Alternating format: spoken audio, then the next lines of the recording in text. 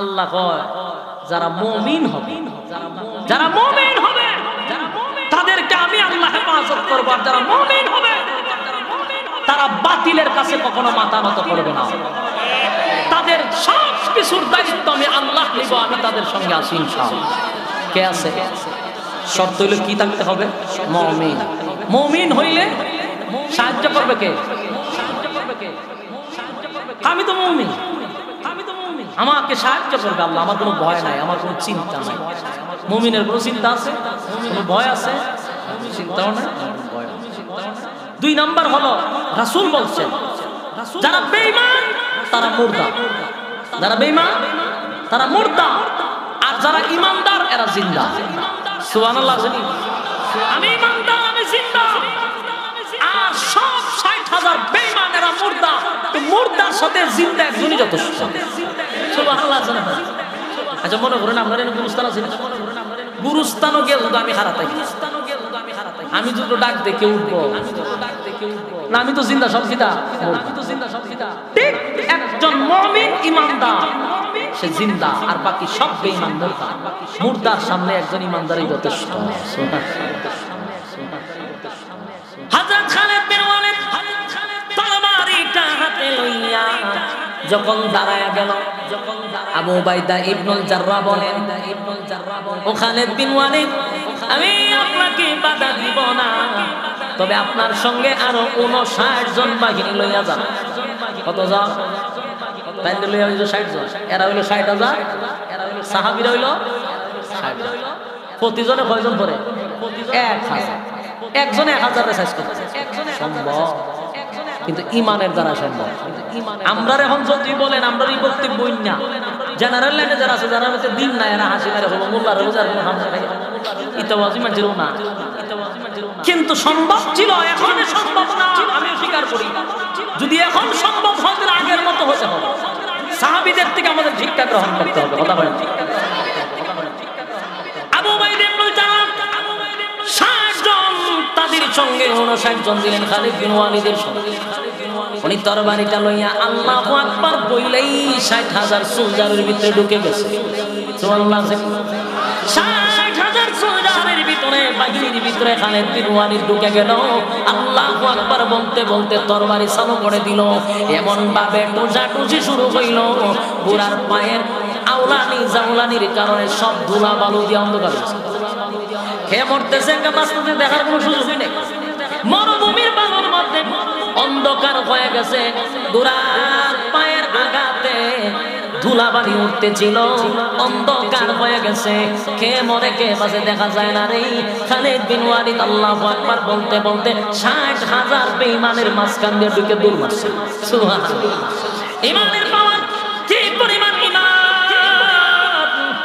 আমি আপনাদেরকে শুধু ঘুমন্ত ঈমানটাকে জাগ্রত করার জন্য খালিদ বিন ওয়ালিদের ঘটনা শোনাচ্ছি। এই যুবক ভাইরা, ঘুমন্ত ঈমান যাদের আছে শুধু জাগ্রত করে দিতে চাই। আজকে ফিলিস্তিনে মার খায় মুসলমানরা, অন্যান্য মুসলমানদের ঘরের মধ্যে কুরমা ফলাবার অভাব নাই। কথা হয় না? হ্যাঁ, বাস্তব না বাস্তব? কান পেতে ওই শোনো মুমিন, তোমার পায়ের কান্না, তোমার ঘরে কেমনে যে হয় কুরমা পোলাও রান্না। কথা হয় না? জোরে বল, ঠিক কিনা? জাগরে জাগে জাগরে জাগে বীর মুসলিম, জাগরে জাগ জাগরে জাগে জাগরে জাগে বীর মুসলিম, জাগরে জাগ। প্রতিশোধের বনহিসিকা চলবে কবে তোমার গায়ে, ফিনকি দিয়ে রক্ত ঝরে বদলা নেবার নেই কি দায়। বদলা নিতে চাও এগিয়ে, জীবন তব বাজি রাগে, জাগরে জাগ জাগরে জাগে বীর মুসলিম, জাগরে জাগ। আওয়াজ না দিলে আপনার সামনে সঙ্গীত দিতে এরকম ইমানি জজবা চাঙ্গা করতে হবে। হতে হয় না, আওয়াজ দিতে হবে। আওয়াজ জাগরে জাগে জাগরে জাগে বীর মুসলিম, জাগরে জাগ জাগরে জাগে জাগরে জাগে বীর মুসলিম, জাগরে জাগ। প্রতিশোধের বনহিসিকা চলবে কবে তোমার গায়ে, ফিনকি দিয়ে রক্ত ঝরে বদলা নেবার নেই কি দায়। বদলা নিতে যাও এগিয়ে, জীবন তব বাজি রাগে, জাগরে জাগ জাগরে জাগে বীর মুসলিম, জাগরে জাগ জাগরে জাগে জাগরে জাগে বীর মুসলিম, জাগরে জাগ। কান পেতে ওই শোনো মুমিন, তোমার পায়ের কান্না, তোমার ঘরে কেমনে যে হয় কুরমা পোলাও রান্না।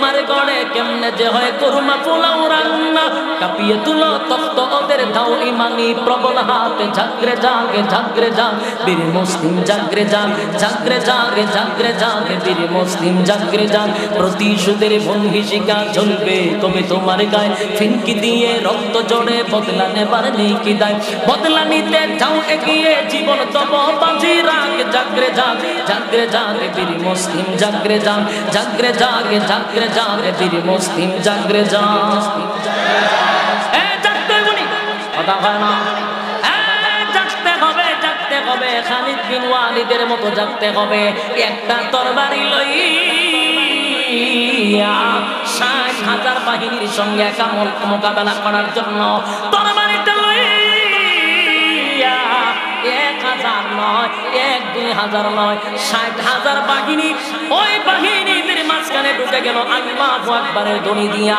৬০,০০০-এর ভিতরে ঢোকার পরে আরো ৫৯ জন ভিতরে ঢুকছে এমন ভাবে আরম্ভ হইল চতুর্দিকে মরুভূমির বালুর কারণে অন্ধকার হয়ে গেছে কিছুই দেখা যায় না যুদ্ধ শুরু হয়ে গেল একটা পর্যায়ে সারাদিন যুদ্ধ হইল রে বিকাল বেলা আবু উবাইদা ইবনুল জাররাহ তাকায়া দেখে অন্ধকারটা আস্তে আস্তে দূর হয়ে গেছে উনি সামনের দিকে আগাইতে লাগলো আর ভাবতে লাগলো ৬০,০০০ বাহিনীর সঙ্গে ৬০ জন তো গেছে এদের শরীরের শক্তিতে না এরা হইল জুসের সঙ্গে উসারাইছে কারণ ইমানি জজবা টিকা রাখতে পারে নাই এই জন্য ৬০,০০০-এর সঙ্গে যুদ্ধ করতে গেছে এতক্ষণে হয়তো বা ৬০,০০০ শহীদ হয়ে গেছে এটাই তো স্বাভাবিক ৬০,০০০ বাহিনীর সঙ্গে কেমনে গো ৬০ জন যুদ্ধ করবে বাবাও যায় না চিন্তাও করা যায় না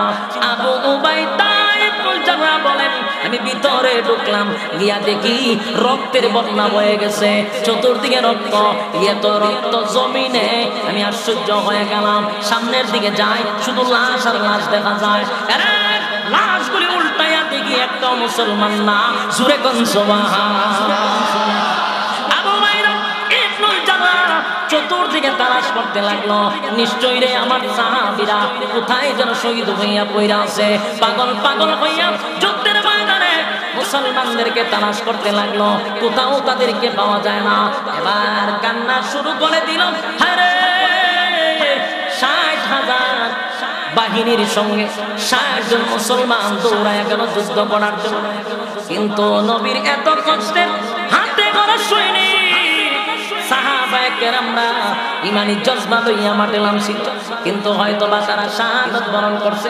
লাশটুকু তো একটু দেখার দরকার ছিল লাশটা তো একটু পাওয়ার কথা ছিল কাঁদতে কাঁদতে উনি সামনের দিকে আগাইলেন হঠাৎ করে তাকায়া দেখে একজন ব্যক্তি দূরে কোথাও দাঁড়িয়ে আছে উনি পাগলের মতো ওনার কাছে গেলেন গিয়া তাকায়া দেখে উনি হলেন খালিদ বিন ওয়ালিদ চিৎকার দিয়ে কথা আল্লাহু আকবার একটা জবান বন্ধ রাখবেন না ইমানি আওয়াজ দিয়ে বল আল্লাহু আকবার আবু উবাইদা ইবনুল জাররাহ পাগল হইয়া ওনার চেহারার দিকে তাকাইয়া একটা তৃপ্তি পাইলেন খালিদ বিন ওয়ালিদ অন্তত পক্ষে বেঁচে আছে বাকি সবগুলা হয়তো বা শহীদ হয়ে গেছে খালিদ বিন ওয়ালিদের সঙ্গে কি বল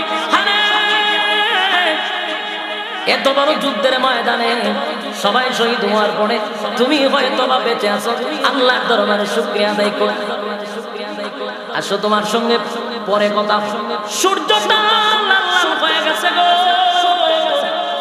আসরের নামাজের টাইমটা চলে যায় আসো না যুদ্ধের কারণে হয়তো বা নামাজটাও পড়তে পারো না আগে নামাজটা শেষ করি এরপরে তোমার সঙ্গে বিস্তারিত কথা বলবো খালিদ বিন ওয়ালিদ আবু উবাইদা ইবনুল জাররাহর দিকে তাকাইয়া মুস্কি হাসি মাইরা কয় ও সেনাপতি সাহেব কি মনে করছেন মুসলমানরা যুদ্ধে লাইগা নামাজ ভুলে যাবে না নামাজ ভুলি না আপনার সঙ্গে ফজরের নামাজ পড়ছিলাম সেই উযু এখন পর্যন্ত আমার কাছে আছে আমরা জোহরের নামাজ জামাতে পড়ছি আমরা আসরের নামাজ জামাতে পড়ছি আপনি নামাজ নিয়ে চিন্তা করবেন না চিৎকার দিয়ে কোন সুবহানাল্লাহ যেই জাতি যুদ্ধের ময়দানে নামাজ ছেড়ে দেয় না গো এই জাতিরে পরাজয় করা কি এত সম্ভব? কথা হয় না। আর আজকে আমরা অনর্থক নামাজ কাজা করি, কথা হয় না। দরকার নাই অনর্থক নামাজ চাইরা দিই, তাহলে আমরা মায়ের খাইব না তো কে খাইব? কথা হয় না। সাহাবায়ে কেরাম যুদ্ধের ময়দানে জামাতের শহীদ নামাজ পড়ছে। এবার আবু উবাইদা ইবনুল জাররাহ শুকরিয়া আদায় করে বলে, ভাই ঘটনা কি? বলে ঘটনা ভালো। একটা বর্ণনায় আসছে সাহাবায়ে কেরাম তো 60 জন গেছিল, 60 জনের মধ্যে 8 জন শহীদ হয়ে গেছে, বাকি সবাই জিন্দা আছে। আল্লাহু আকবার। মাত্র 8 জন শহীদ হইল 60,000 বাহিনীর সঙ্গে যুদ্ধ লাইগা। এবার আবু উবাইদা ইবনুল জাররাহ বলেন, খালেদ রে বেঈমানটা কেমন করছে? বলে বেঈমানদের 3 ভাগের 1 ভাগকে জাহান্নামে পাঠায়া জান বাঁচাইয়া পলায়ন করছে। যেই বেঈমানটা পলায় গেছে, সেই বেঈমানটা পলায় কয়জনের সাথে? হ্যাঁ কথা বল। এরা ছিল কতজন? এরা ছিল 60,000। কথা হয় না? 60,000। আবু উবাইদা ইবনুল জাররাহ বলেন, তারা কোথায়? বলে কিছু পলায়া গেছে জান বাঁচায়, 3 ভাগের 1 ভাগে জাহান্নামে পাঠায়া দিছে। সাধারণ কথা, সাধারণ কথা নয় গো। 3 ভাগে 1 ভাগ ওই জাহান্নাম। এবার যারা পলায়ন করছে তারা গেছে বাদশার কাছে, হিরাক্লিয়াসের কাছে গিয়া কয়, বাদশা কই পাঠাইছেন আমাদেরকে? বলে যুদ্ধের ময়দানে পাঠাইছে। বলি দেখি মানুষ না জিন্না? বলে কি তা করছে? বলে মাগমা মানুষ হইলো একটা, 60,000 দৌড়ানি হয়েছে। বাদশা কয়, তোদেরকে লজ্জা শরম নাই? 60,000 পাঠাইলাম, একজন ব্যক্তির হুঙ্কারে তোরা আমার কাছে দৌড়ায় আসছে। তোরা খাওয়াইয়া কুত্তার মতো লালন পালন করি দি, বুঝি আমি শুনলাম পাঠাইলাম 60,000, আর তোরা আমার কাছে কান্দস করে মারছে। 60,000 পাঠাইলাম, এরপরে পারলি না ঘটনা? বলে ঘটনা হইলে আপনি এখানে বইয়া ফটোর ফটো না করে আপনি নিজে মাঠে এখানে বইয়া নেতৃত্ব দেওয়া কথা হয় না। নেতারা সব সময় নেতৃত্ব দেয়, কিন্তু মাঠে যায় না, মাঠে মায়ের খায় কর্মীরা। নেতার কিচ্ছু লাগে না, এখন কর্মী মইরা জায়গা হের কোন সমস্যা? বাস্তব না বাস্তব? বাদশাহ ইরাকি আজকে বলে, আপনি এখানে বইসা আমাদেরকে দমক দিবেন না। 60,000 গেছি, একজনের সঙ্গেই পারলাম না। বলি কি গজ বলা হয়? এটা কেমনে সম্ভব? সম্ভব হইল আমরা দেখি খালিদ বিন ওয়ালিদ তরবারি উঠায় একটা, কয়টা? আল্লাহু আকবার বলে যখন তরবারি উঠায় গো, তরবারি যখন লাড়াচাড়া দেয়, ওই বেঈমানটা বলে আমরা যেন দেখি 60,000 তরবারি লড়তেছে। সুবহানাল্লাহ। উপরে তুলে একটা, নিচের দিকে 60,000 তরবারি একসাথে নামে। এই দৃশ্য দেখে অনেকেই জাগাত শেষ স্টপ করে, অনেকে জীবন বাঁচায়, অনেকে ডাইরেক্ট জাহান্নামে গেছে। সুবহানাল্লাহ। আমি আপনাদের কাছে জানতে চাই, এগুলা কি অস্ত্রের বলে না ইমানের বলে? আর জোরে কম কিসের বলে? ইমানের বলে, ইমানের বলে, ইমানের বলে। এখন যদি ইমান থাকে গো, আজকে ফিলিস্তিন মার খায়, আল্লাহর কসম মুসলমানের কাছে সবাই নত হয়ে যাবে। একটা নাম্বার শর্ত হলো ঈমান। পরবর্তীতে বাদশা হিরাক্লিয়াস বলে, খালিদ বিন ওয়ালিদরে আমার কাছে নিয়ে আসো, তার সঙ্গে যুদ্ধ করে পারা যাবে না, তার ষড়যন্ত্র করে মেরা হবে। চিন্তা করেন কত বড় খারাপ হয়। ষড়যন্ত্র করে মারবো, যুদ্ধ করে পারবো না। ষড়যন্ত্র কেমনে? বলে গিয়া বলো আমরা যুদ্ধ করব না, আমরা সন্ধি করব। এবার বেঈমানরা গেলেন, গিয়া দেখে আবু উবাইদা ইবনুল জাররাহ এবং খালিদ বিন ওয়ালিদ দুইজন বৈশা গল্প করে। ঠিক এই মুহূর্তে দুইজন বেঈমান গিয়া বলেন, আমরা বাদশার পক্ষ থেকে আসছি। কেন আইছো? বলে আপনাদের মধ্যে খালিদ বিন ওয়ালিদ কেডা? ও কেন? ওই বাদশাহ ওনাকে ডাকছে। কেন ডাকছে?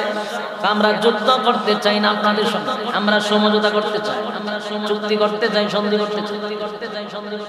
আবু উবাইদা ইবনুল জাররাহ বলেন, তোমার বাদশার মতলব ভালো না।